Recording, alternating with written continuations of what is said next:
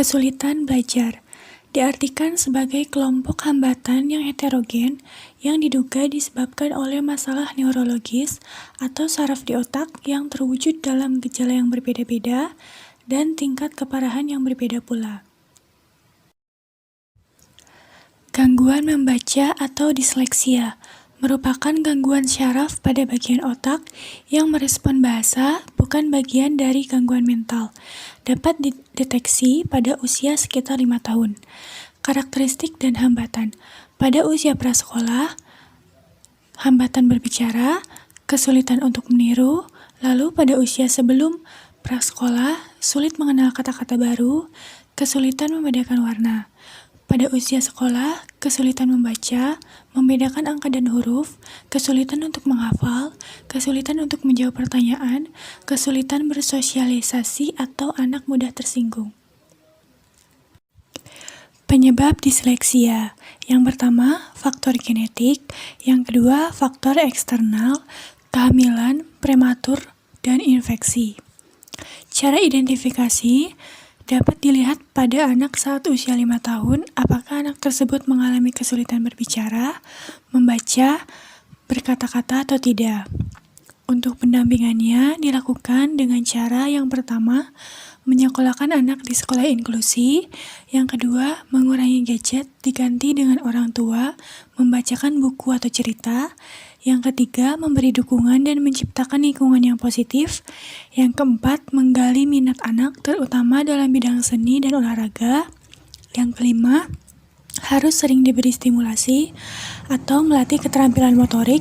Yang keenam, membawa anak ke dokter atau psikolog atau ortopedagog untuk melakukan asesmen.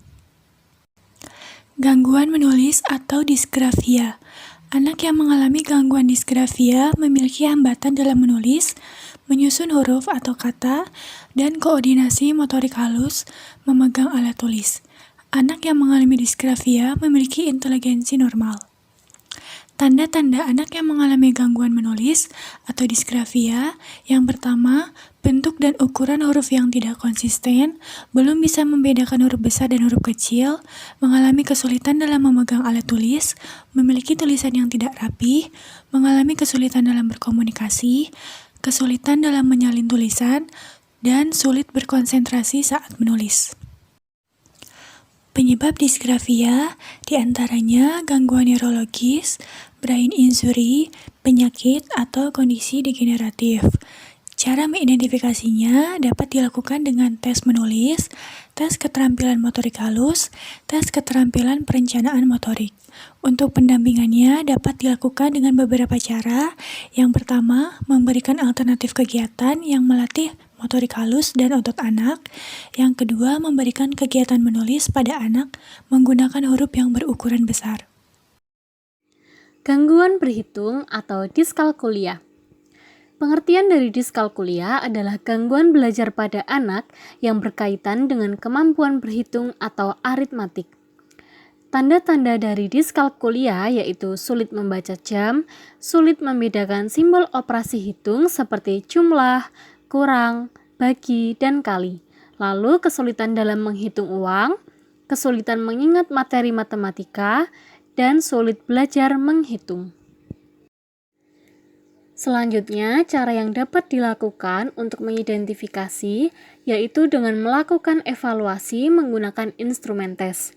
Kemudian penyebab dari diskalkulia yaitu faktor genetik, kelahiran prematur dan konsumsi alkohol pada saat kehamilan, faktor psikologi atau trauma atas matematika.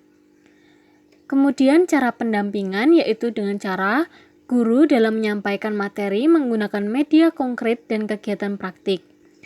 Lalu mengajarkan lebih dari satu strategi penyelesaian soal matematika. Dan yang terakhir, memberikan contoh konsep matematika dalam kehidupan sehari-hari. Gangguan belajar yang selanjutnya adalah gangguan pendengaran dan proses visual. Gangguan belajar ini melibatkan sensorik pada anak. Gangguan ini akan menyebabkan anak kurang mampu dalam pemahaman bahasa, baik tertulis maupun auditori. Selanjutnya yaitu ketidakmampuan belajar nonverbal. Jenis gangguan ini terjadi pada kemampuan visual spasial, motorik, dan keterampilan organisasi. Gangguan ini menyebabkan anak dalam memahami komunikasi nonverbal dan interaksi yang dapat mengakibatkan jenis gangguan belajar pada anak. Lalu yang terakhir yaitu gangguan bahasa spesifik. Gangguan belajar ini mempengaruhi penguasaan bahasa dan penggunaan bahasa sehingga mempengaruhi kemampuan berkomunikasi.